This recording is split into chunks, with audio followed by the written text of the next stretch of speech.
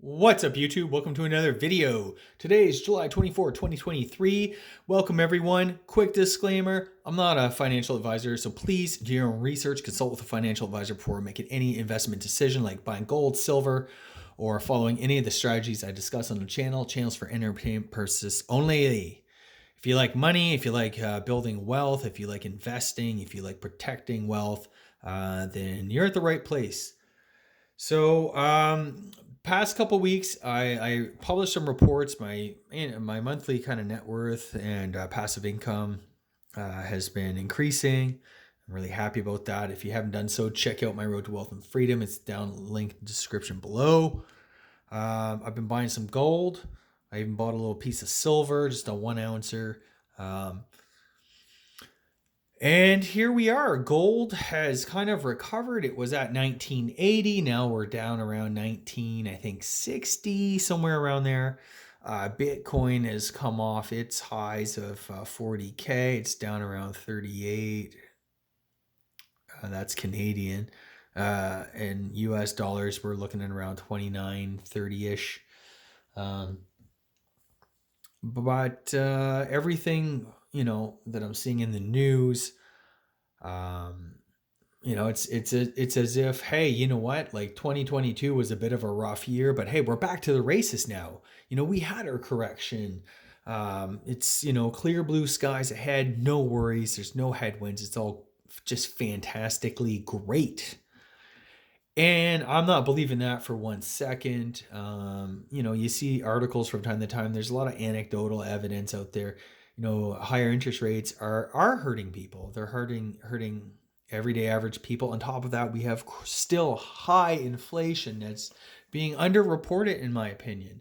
We're not anywhere near the 2% level. And if you've been to the grocery store, prices are up like almost 30%. Those aren't coming back down. And that is one of the things that people are a little bit either they misunderstand or they're a bit confused about, is that the price increases that we've seen are here to stay forever. Barring like a second Great Depression, the inflation that's in the system already is here to stay. Those prices are forever elevated. They're not going back down. In fact, I think inflation is going to get worse. Short term, I'm kind of expecting, a market sell off.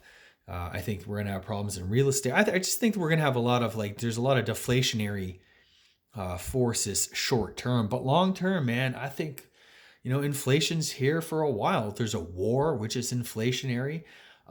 We have the effects of climate change and extreme weather that have damaged crops, and it's just a lot of different things have happened.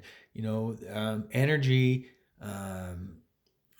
peak. I don't know if we've reached peak energy or not. Maybe we have, but extracting energy and natural resources more broadly has just become more and more expensive. We still have labor market issues where the labor market is still fairly tight. There's the demographic problems there where, there's just not enough workers to, fill everything going forward. And our population globally is declining for the first time, I don't know, and since the Industrial Revolution or something like that, something crazy. People just aren't having as much babies. It's just, there's all sorts of stuff. Then somewhere out there, you have this AI, which is kind of reignited the tech sector, and I think is a big contributor to why the S&P 500 is at or near its all-time highs, why the NASDAQ is kind of bouncing back, But this is all, I think this stuff is actually transitory. And of course, next month there's this BRICS meeting where they may or may not gold back some of their currency or make a gold exchange mechanism between countries or whatever. Who knows what's going to happen? To me, prognosticating on the future, thinking about the future, it's almost like a fool's errand. We never know, and even if you can, know what's going to happen, getting the timing right. I would have already thought that everything, that the markets would be in a severe correction right now, that the real estate market would be tanking. There would be tons of distressed sellers and foreclosures. But you know what? That's just not happening yet. And, banks, regulators now, they've kind of bent over backwards to try to, keep everything glued together. So I know here in Canada, where we have a massive real estate bubble, yes, it's a bubble. I don't care what anybody says. It's absolutely insane here. Um, we have people now who have extended amortizations to like 70, 80 years, according to one recent report that I came across about a week and a half ago. Um, you know, how do you say they're never going to make money off that? They're never going to get out of debt. And what's going to happen when the value of that property, um, if it faced a major decline in value? That debt is forever in Canada. The vast majority of provinces and that have full recourse mortgages, which means you can't just mail your keys to the bank and walk away. They can come after you. They can garnish your wages. They can do all sorts of stuff. And I think that keeps people hanging on for longer. People are cutting back everywhere. Wage growth has whatever little wage increases there have been, it's just not enough to keep up with the interest on these massive debt piles. Anybody with a variable rate mortgage has been really hammered.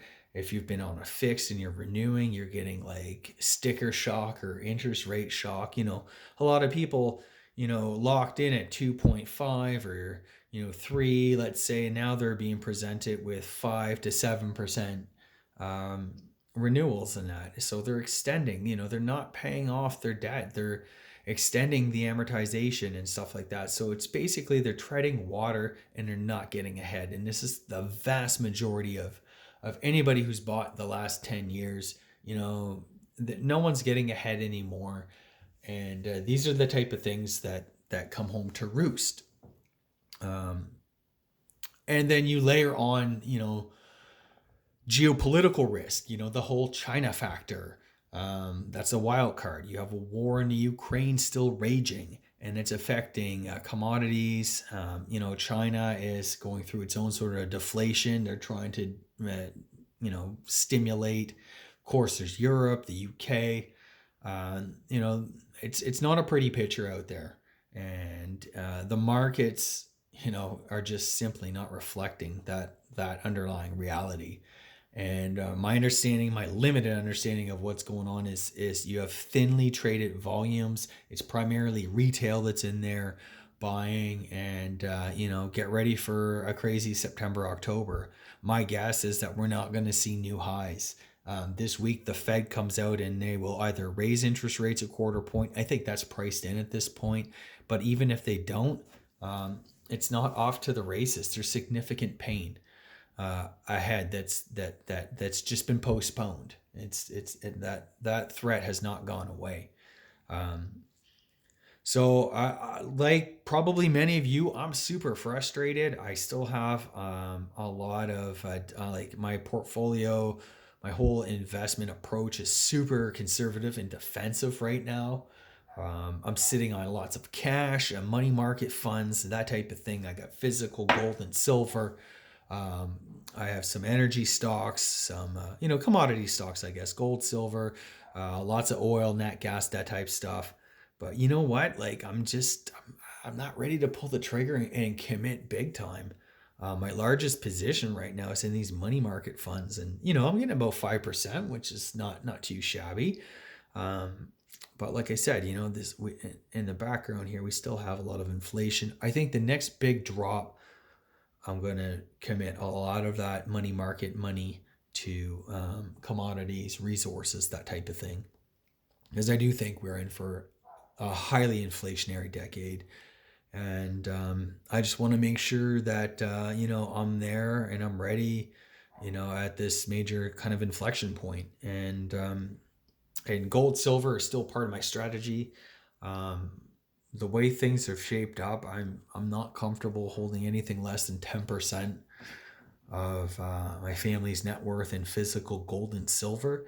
And it may go down. It could kind of go down in fiat price and stuff like that. Maybe gold goes to 1400 or 1500 or whatever. Still, I just kind of think, the world is uncertain. I feel like I have enough exposure to real estate. Um, of all the different places a person can kind of put their money these days, I think the prudent thing is to have a little bit, a small percentage, whether that's 1% of your portfolio or 5, or 10 or something like that, especially for the average person who lacks any exposure whatsoever to this stuff. Um, it's not a get rich quick scheme. It's not a, buy this and you'll do just fine. It's kind of, you buy it, you kind of hold it, make it a small portion of your portfolio. Um, that's totally all right. I mean, even myself, like I don't buy tons of gold every month. I try to buy a little bit, maybe I'll pick up this little 5 gram bar, or maybe I'll, sometimes if I see something cool, like, I wanted to get another Pamp Lady Fortuna, pick that up. Maybe a Canadian maple, 10th ounce, quarter ounce, whatever. As long as you're just so slowly and consistently just adding a little bit, say you invest 500 a month, put $100 into gold. You can buy a gram of gold. um, you know you can save up over 2 months, maybe 3 months, and get, a 10th ounce or a quarter or whatever. Like, it doesn't have to be, especially for like an average person, because everybody's feeling the squeeze right now. But I think people are woefully under protected and underprepared. This is insurance. This is um, this is something that I view as basically kind of protection against really crazy things happening, be it wars, crazy inflation, deflations, collapses. That's the name of the game. And we're kind of at this point now, um, where you should at least have this on your radar, and you should be slowly acquiring or accumulating a small bit of insurance. I think that's the prudent thing for people to do. It's not sensational. It's not sell everything you got and put it into gold. Gold's going to 50,000 or so. I don't believe that. Maybe it could. I just honestly don't believe it. I think the price you pay for gold today is the price that it is. It may go up or it may go down, just like any other thing you're going to put your money into. The point is, you just kind of keep it, you hold on. It's about the diversification that gold, physical gold, adds to a portfolio. So, in that, I recently saw an interview with Jeremy Grantham, who was a super perma, like huge. He's known as a perma bear, and deflation is the big thing. We're in bubbles, everything's going to collapse, and like he's really flipped, and he's on like this inflation thing. In fact, he was saying he even bought some gold for his one of the, I don't know, his foundation or something like that. So you know these wealthy, old school hedge fund managers. And it's interesting because even Druckenmiller was talking about having some gold and silver back in May when I saw the Kirill Sokolov interview. So a lot of these guys, quite knowledgeable, they have a small position. It's not the bulk of their portfolio by any means, and that's fine. That's all it's supposed to be. It's just a diversifier. It's a hedge. It's insurance. So that leads me to believe that anybody who is slowly, consistently acquiring and accumulating physical metals, especially gold, um, is doing the right thing. Because the future is massively uncertain, and we need to protect ourselves going forward.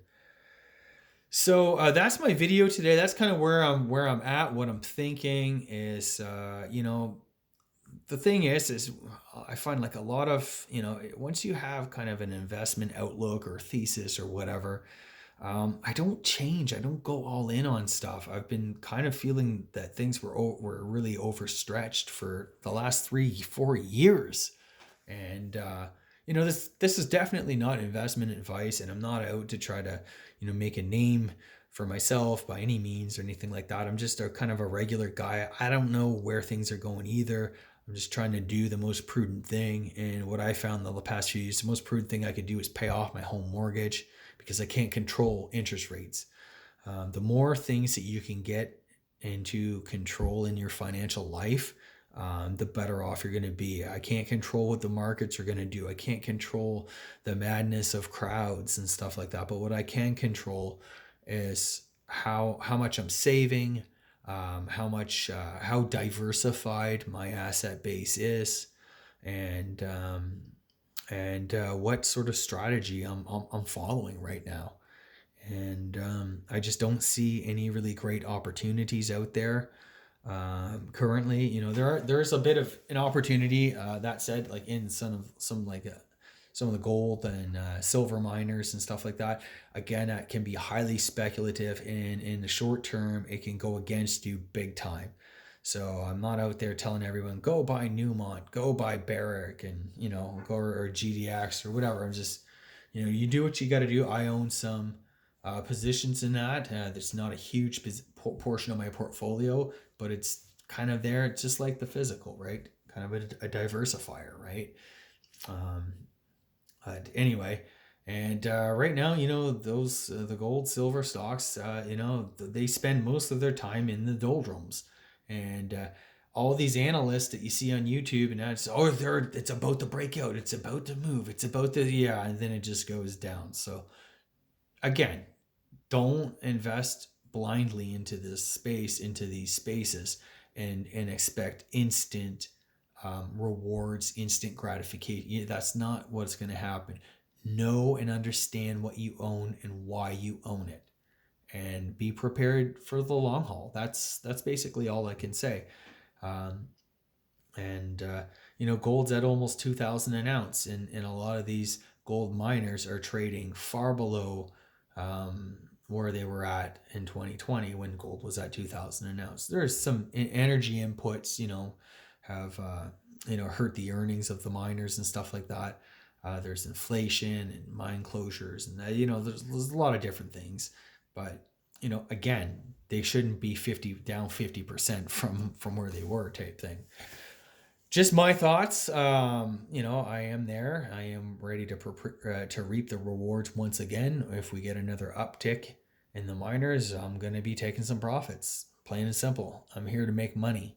Um, the physicals for wealth preservation, but my stock portfolio is to increase the fiat dollar amount of those accounts and reinvest, rinse, repeat.